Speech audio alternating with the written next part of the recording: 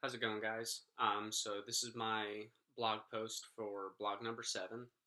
This week we had to do a vlog on our midterm reflection. If you look at my blog page, there are only 6 blogs, including this one, posted.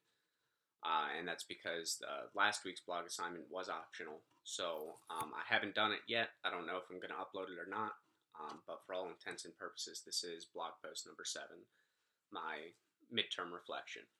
So I have a bunch of notes here, and that I'm going to be reading off of. So pardon me if I keep looking down.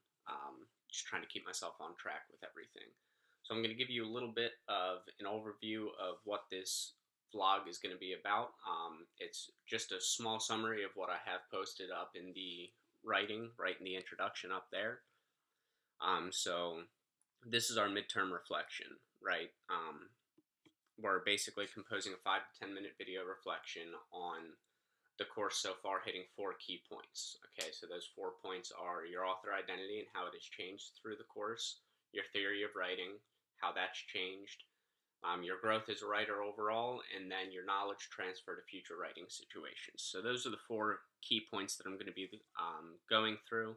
You'll see that there is a link up in the top of the blog post here on reflective writing. If you don't know what reflective writing is, or if you're watching this and you don't think this is a reflection, or you don't really know what to think, go ahead and click on that video, and it'll give you a little bit more of an idea of what I'm working on here.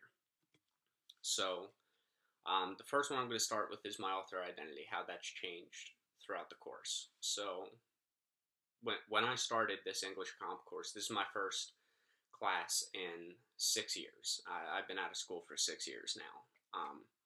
So when author identity was brought up, I had absolutely no idea what was being talked about. I didn't even know that was a thing. I'd never heard of it before.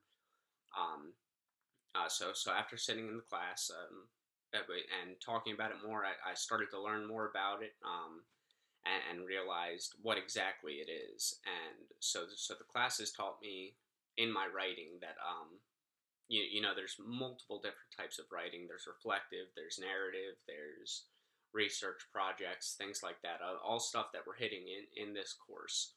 And your author identity is how you present that information, how you write, and how you are as a writer.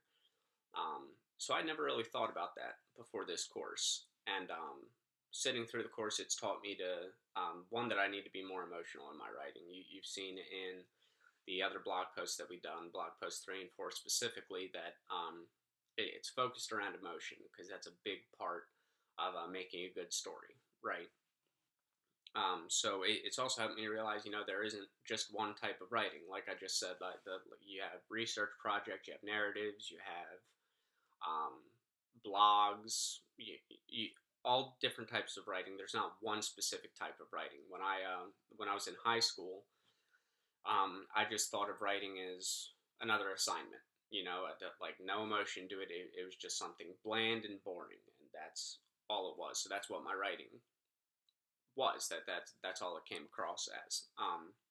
So this course is definitely made me put more thought into my author identity, how I'm going to write, how I want to convey all the information that I'm putting down on paper, or in this case on a website.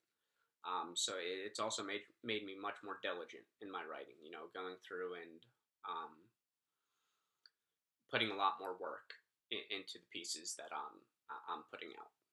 So the second point is the theory of writing. That ties, my author identity ties straight in with the theory of writing. So like I said, I've always viewed writing, every single assignment that I've ever gotten, I've always viewed writing as just another assignment. You know, you get an assignment, oh, you need to do this research project, oh, you need to do a paper on whatever it is. And I would just sit down, type up the paper, that's it. You know, I didn't put any thought into it at all. I just sat down and did it. But now going through this course so far, I've realized that it's much more than that. We've been focusing on writing as a process, not just the product. And really all I had been doing was focusing on it as a product. So it's much more different now. I mean, I've always viewed writing as a process in a sense, like making your first draft, second, however many drafts you go through, continuously updating it. I've always thought about it in that way, but overall, I was just focused on the product, not what was going into the process. So with the writing we've been using, like I've already said, blog posts 3 and 4, it's helped me become much more emotional, and it's helped me realize that writing should be emotional. For me, that's a big part. It makes it much more personal, and writing, in a sense, after learning that and exhibiting that, it's almost therapeutic. Um, Not in the sense that like, oh, I sit down to relax and write. Like I don't do that, me personally. Other people might. That's great for them, but that's not me. Um, but it is therapeutic in a sense to me because it helps me get events down on paper that I've never really talked about with many other people before. Um, it helps me get them down on paper. Events that are very hard for me to talk about, or events that are that really hit home with me. It allows me to get down on paper. It allows me to get all of my thoughts out, and I've done that before, or at least I've tried it, writing down kind of like a journal type idea. But I never put any emotion into it. I would just write, get what I was thinking down on paper, and that would be it. And it was like, well, that was not helpful. I don't know why people told me to do this. Um, Sitting through the course and realizing that, like, you need to put emotion into it. You need to tell a story, and you need to tell a good story at that. Um, After doing that, it's really helped me with certain coping measures on some of these certain events that I haven't been able to before. And I really like the fact that it's therapeutic.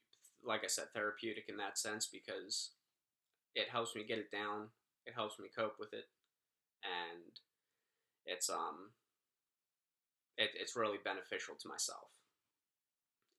And for that reason, I think that reflective writing is the most valuable to me. Out of all the writing styles and all the different types of writing, I think that reflective is probably one of the more important ones, especially for all those reasons that I just stated. Now, my growth as a writer, I keep saying it, I just viewed writing in high school as, it's just another assignment. This is boring. It's very mundane. I did just going through the motions. Um, and now going through the course, I'm realizing that's not nearly as much work that needs to go into it, or that I need to put into it, or anything of the such. And all the writing that we've done in this course, whether it's blog posts 1, 2, 3, 4, 5, whatever it is, or even the narrative project, it's helped me explore more in depth what writing is supposed to be, or how, or a different way that you should go about writing. It's not necessarily just sit down and get it done, but like I did say before, I've always viewed writing as a process. A lot of different things going into it, so that necessarily hasn't changed. But the overall concept of that has, putting meaning into every single draft that you do, every single blurb that you put on paper, all all of that makes up your final product is important in its own sense, and that's helped me realize that, and I think that's helping me become a better writer as well. For the future aspect, for personal reasons, like I stated, it can be therapeutic.